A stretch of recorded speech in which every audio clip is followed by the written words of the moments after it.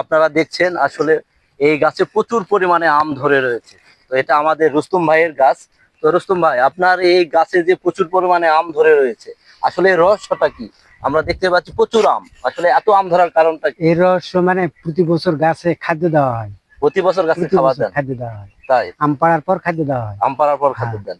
তো এটা কি জাতের আম এটা আসলে? এটা আশিনা আম। আশিনা আম। আশিনা তো খাবার আপনি গাছকে কি পদ্ধতিতে দেন সেটা গাছ গোড়াটা পরিষ্কার করে নিয়ে খোঁড়া দিয়ে হ্যাঁ।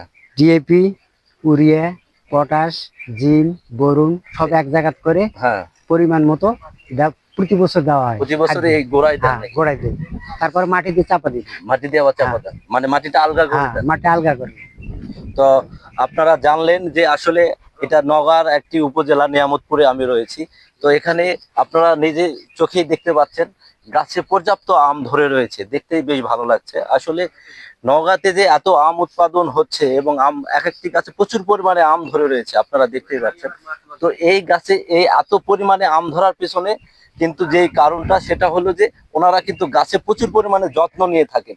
উনি বললেন যে এই গাছের গোড়াটা দেখতে পাচ্ছেন, এই যে এখন অনেক আগাছা হয়ে রয়েছে, হ্যাঁ, এখন পরিষ্কার করা হবে আম পাড়ার পর। আম পাড়ার পরে পরিষ্কার করবেন। তো আম সংগ্রহের পরেই কিন্তু ওনারা এই পরিষ্কার করে নেবেন, নেয়ার পরে মাটি একটু আলগা করে সেখানে ইউরিয়া, ডিএপি, পটাশ এবং জিঙ্ক, বোরন এই হ্যাঁ। কয়েকটি সার মিশিয়ে মাটিতে দিয়ে আবার আলগা আলগা করে মাটিটা ঢেকে দাও। ঢেকে দিবেন, মানে মাটি দিয়েই ঢেকে হুম। দিবেন। তো এভাবে আপনারাও যদি পরিচর্যা করেন তাহলে কিন্তু আপনাদের গাছেও এভাবে প্রতি বছরই পর্যাপ্ত পরিমাণে আম ধরবে। এবং এটি একটি নামি জাতের আম, এই আশিনা, ঝিনুক আশিনা আম। নওগাঁতে এটি ব্যাপক পরিমাণে চাষ হয়ে থাকে। আর এছাড়াও নওগাঁতে কিন্তু বাড়িফোর, আম্রপালি বেশ ভালো একটি জায়গা দখল করে রয়েছে।